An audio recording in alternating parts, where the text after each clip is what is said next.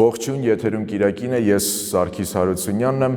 Անցած օրերին Թուրքիայի արտգործնախարարը հայտարարեց, թե Թուրքիան մտադիր չէ բացել Հայաստանի հետ սահմանը, մինչև Երևանն ու Բաքուն չգան ընդհանուր համաձայնության խաղաղության պայմանագիրը չկնքվի։ Օրերս նաև իրավիճակ փոխվեց եկեղեցու շուրջ զարգացումներում։ Մեր հյուրն է Հայաստանի ազգային ժողովում իշխող ուժի ներկայացուցիչ արտաքին հարաբերությունների մշտական հանձնաժողովի նախագահ Սարգիս Խանդանյանը։ Բարև ձեզ։ Բարև ձեզ։ Շնորհակալություն։ Պարոն Խանդանյան, վերջերս դուք Ստամբուլում էիք մասնակցելու ԵԱԿ խորհրդարանական վեհաժողովի հերթական այսպես միջոցառմանը եւ մոտավորապես նույն օրերին Թուրքիայի արտգործնախարարը, եթե չեմ սխալվում, իրենց Պարլամենտում հայտարարեց, թե գիտեք, Անկարան չի բացի Հայաստանի հետ սահմանը, մինչև Երևանն ու Ադրբեջանը չկնքեն խաղաղության պայմանագիր։ Մարդիկ ասում են, որ հասկանալի է Թուրքիայի դիրքորոշումը, Անկարան ուզում է առաջին հերթին իր վերահսկողության ներքո պահել, ինչքան որ հնարավոր է հայ-ադրբեջանական նորմալացման գործընթացը, հետո գիտեք անիմաստ է Հայաստան-Թուրքիա սահմանը բացել, եթե հետո ճանապարհը այսպես բախվելու է փակ հայ-ադրբեջանական սահմանին։ Այսինքն ամեն ինչ կախված է Հայաստան-Ադրբեջան հարաբերություններից, խաղաղության պայմանագրից։ Հիմա խաղաղության պայմանագրի հարցը այսպես մի տեսակ կարծես օդում կախված լինի, այդ մասին քիչ են խոսում։ Ինչ է սպասվում։ Մենք կարող ենք սպասել, որ օրինակ հայաստանյան խորհրդարանական ընտրություններից հետո այդ փաստաթուղթը ի վերջո կկնքվի։ Շնորհակալ եմ հրավերի համար։ Խաղաղության պայմանագրի ստորագրման վերաբերյալ Հայաստանի դիրքորոշումը մնում է անփոփոխ։ Եվ նաև Հայաստանը եւ Ադրբեջանը օգոստոսի 8-ի խաղաղության հռչակագրով պարտավորություն են ստանձնել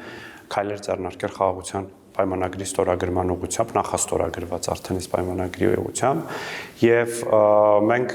չենք ցանկանում երկար սպասել այս պայմանագրի ստորագրման, այսինքն ժամկետները մեզ համար չենք սահմանել, ինչքան շուտ, այնքան լավ, այսինքն խորհրդարանական ընտրությունները կապել խաղաղության պայմանագրի ստորագրման հետ, հայաստանյան կողմը նման մտադրություն չունի, բայց տեսնում ենք, որ Ադրբեջանը դեռևս չի շտապում ստորագրել խաղաղության պայմանագիրը, ամեն դեպքում մենք շարունակելու ենք աշխատել այս ուղղությամբ եւ այստեղ պետք չէ խորհրդատեսությամբ լծվել, որովհետեւ կար նաեւ նախորդ տարի ժամանակ, երբ որ մենք զրուցեինք, մենք խոսեինք խաղաղության պայմանագրի չվերջնականացման մասին, որ փաստաթուղթը չի համաձայնեցվում, այնուամենայնիվ մարտին փաստաթուղթը համաձայնեցվեց եւ հետո նախաստորագրվեց։ Այդ ուղղությամբ աշխատանքներ տարվում են։ Մենք ինչու եմ ես ասում այսպես կարծես օդում կախված լինի, որովհետեւ որևէ նորություն չկա։ Թրիփի հետ կապված, որին մենք դեռ կանդրադառնանք, կան, բարբերաբար մենք նորություններ լսում ենք, տեսնում ենք, խաղաղության պայմանագրի հետ կապված հարցը կարծես օդում է։ Այդ ուղղությամբ կա անընդհատ խոսակցություն, եւ հիմա խոսակցությունը ավելի ակտիվ է դարձել ու բազմաշերտ է դարձել, այսինքն ոչ միայն պաշտոնական կառավարությունների մակարդակներն են ներառում, այլ նաեւ այլ շրջանակների միջև տեղի ունենում խոսակցություն, այդ թվում եւ խաղաղության պայմանագրի ստորագրման ուղղությամբ։ Եվ իհարկե այստեղ պետք չի թաքցնել կամ չլսել, թե ինչ է ասում Ադրբեջանը։ Ադրբեջանը շարունակում է նախապայման ունենալ խաղաղության պայմանագրի ստորագրման ճանապարհին, ինչը կրկին, որի վերաբերյալ Հայաստանը իր դիրքորոշումը անկախ օգոստոսի 8-ին ձեռք բերված պայմանավորվածություններից եւ այս երկխոսության ակտիվացումից չի փոխվել։ Հայաստանը սահմանադրության փոփոխությունը չի դիտարկում որպես խոչընդոտ խաղաղության պայմանագրի ստորագրման համար։ Վարչապետը հայտարարել է, որ ըստ էության սահմանադրության կամ նոր սահմանադրությանը կարելի է անդրադառնալ խորհրդարանական ընտրություններից հետո, հետևաբար ամենայն հավանականությամբ առարկայական տեղաշարժեր այդ ուղղությամբ նկատի ունեն պայմանագրի պետք է սպասել նաեւ խորհրդարանական ընտրություններից հետո։ Եթե մենք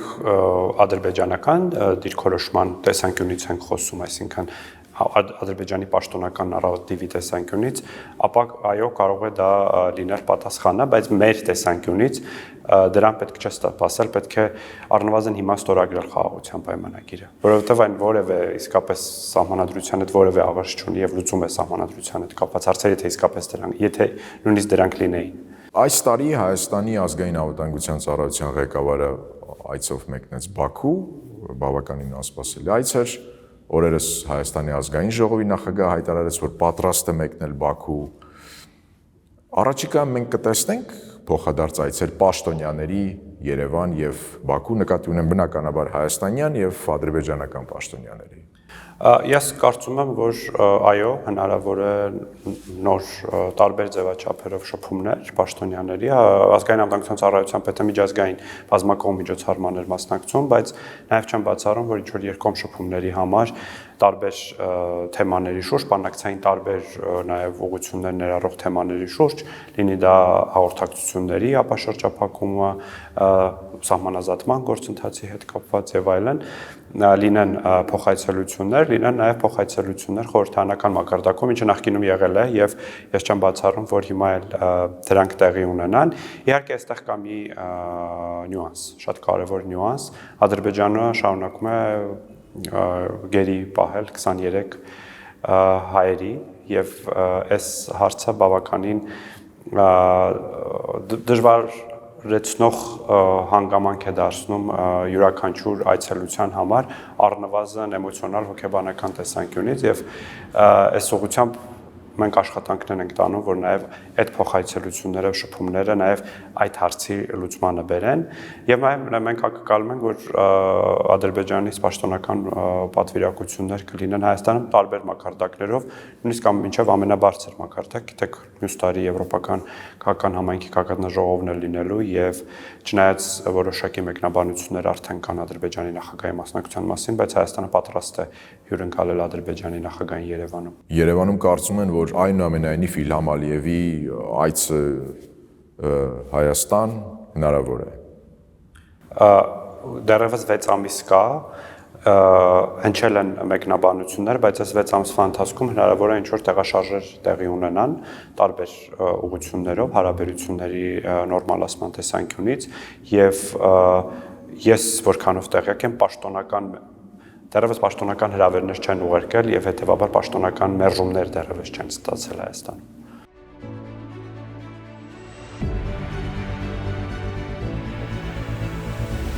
Պարոն Խանդանյան, վերջերս Հայաստանում էր Միացյալ Նահանգների պետքարտուղարի տեղակալը, այցից հետո հայտարարվեց, որ աշխատանքային խմբեր են ստեղծվելու թրիփի ուղղությամբ, այսպես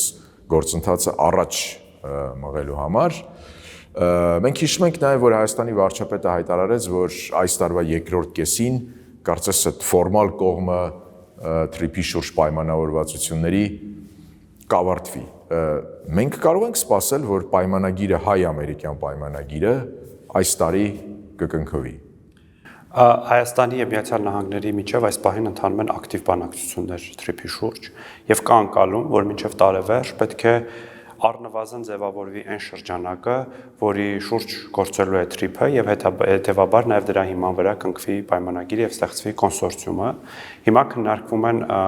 վարչապետը կարծես մի քանի շաբաթ առաջ նաեւ բացահայտել էր որոշ դետալներ, թե ինչ է քննարկվում, մասնավորապես թե որքան տևողություն պիտի ունենա 44 տարի կամ 49 տարի կամ 99 տարի, թե ինչ մասնաբաժիններ պետք է ունենան Հայաստանի Հանրապետությունը, Միացյալ Նահանգները այդ կոնսորցիումում, թե ինչպիսի դուստր ընկերություններ պիտի ձևավորվեն յուրաքանչյուր տեսակի ենթակառուցվածքի կառավարման համար եւ ինչ մեթոդաբանությամբ պիտի երրորդ կողմերը եւ ներդրողները ներգրավվեն այս գործընթացում։ Հիմա այս բոլոր դետալների շուրջ գործընթաց է տեղի ունենում, քննարկումներ են տեղի ունենում եւ ակնկալիքն այն է, որ մինչեւ տարեվերջ դա կամբողջանա։ Եվ պայմանագիրը կկնքվի։ Ժամկետների մասով շատ վստահ չեմ կարող ասել, որ մինչև դեկտեմբերի 31-ը պայմանագիրը կկնքվի, բայց Հայաստանը լիահույս է, որ գործընթացը արագ կընթանա։ Բայց այստեղ մի կարևոր հարց կա, որի վերաբերյալ բոլորը շատ են խոսում, բայց այդ հարցը կարծես փակված չէ։ Հայաստանցի սահմանապահները, մաքսավորները ինչ գործառույթ են այնուամենայնիվ ունենալու, ենթադրենք գնացքը Ադրբեջանից եկավ, հատեց Հայաստանի պետական սահմանը, մեղրիով շարունակում է իր ճանապարհը դեպի Օրդուբադ, Նախիջևան կամ հակառակը։ Այս հարցի հետ կապված բանակցություններ ընթանում են, քննարկումներ ընթանում են, թե սա փակված հարց է։ Այս հարցի պատասխանը տրված է օգոստոսի 8-ի հռչակագրում, որ բայց այնտեղ դետալներ չկան։ Հայաստանի իրավազորության եւ ինքնիշխանության շրջանակներում պիտի տեղի ունենա։ Բայց թե ինչպիսի ֆիզիկական կամ դետալային տեխնիկական բնութագիր կունենա դա, այս պահին դեռևս քննարկումների փուլում է եւ այդ քննարկումները տարբեր շրջաններում, ապա շրջափակման հարցի շրջանակներում խոսվել է ժամանակակից տեխնոլոգիական մեթոդների կիրառում, այդ front office, back office տարբերակի կիրառում եւ այլն, այս հարցի շուրջ այս պահին հստակ պատասխանել չեմ կարող, թե որ տարբերակն է ընտրվելու, բայց այն, որ յուրաքանչյուր բեռ եւ յուրաքանչյուր անձ, որը հատելու է Հայաստանի Հանրապետության սահմանը, ենթարկվելու է համապատասխան ստուգումների, մաքսային, անձնագրային եւ սահմանային ստուգումների, դա կասկածից վեր է, որովհետեւ դրա շուրջ կա պայմանավորվածություն օգոստոսի 8-ի հռչակագրում։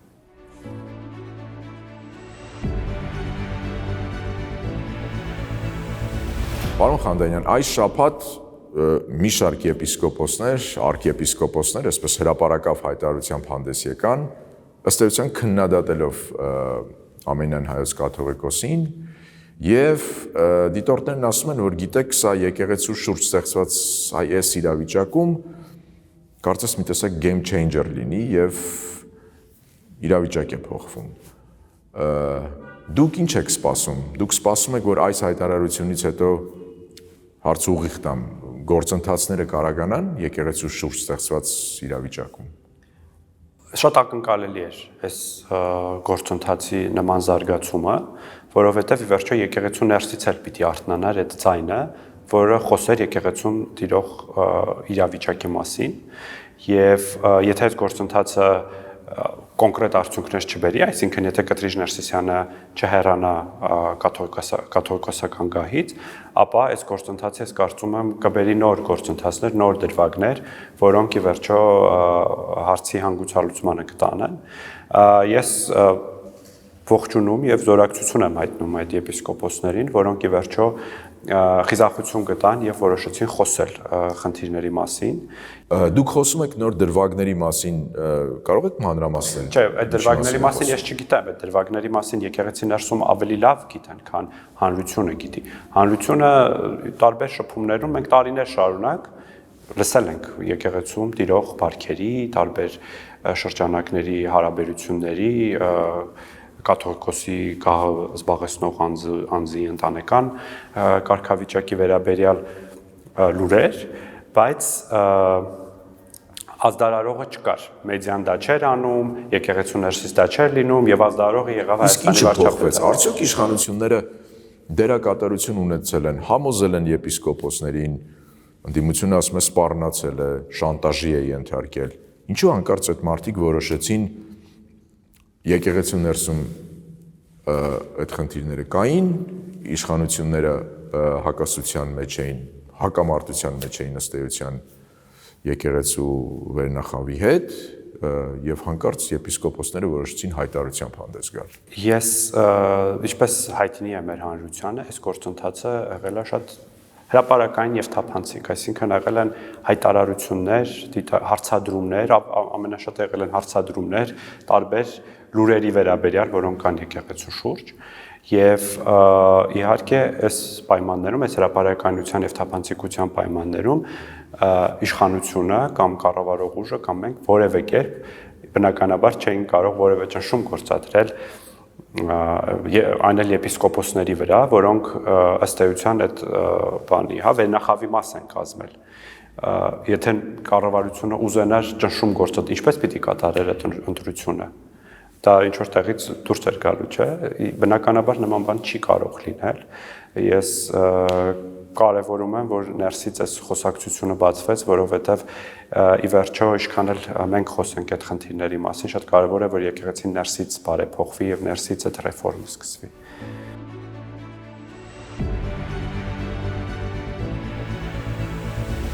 Պարոն Խանդանյան, այս շաբաթ նաև լրացավ այն ժամանակը, երբ կուսակցականները, նկատի ունեմ քաղաքացիական պայմանագրի անդամները, բայց ոչ միայն նրանք, կարող էին այսպես հայտ ներկայացնել կուսակցության համամասնական ցուցակում ընդգրկվելու համար գալիք խորհրդարանական ընտրություններն նկատի ունենալով։ Նախ դուք մտադիր եք ձեր այսպես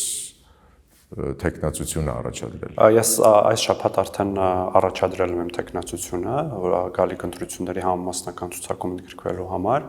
եւ հույս ունեմ, որ կընդգրկվեմ ցուցակում եւ ընտրությունների արդյունքում կրկին կդառնամ ազգային ժողովի պատգամ։ Կարգը ինչպես է լինելու շարքային կուսակցականները ընտրելու են այդ ցուցակը եւ ովքեր որ ամենից շատ ձայնը ստացան, նրանք այդ հերթականության ճիշտ են։ Ըստ էության տրամաբանությունը այդպիսին է,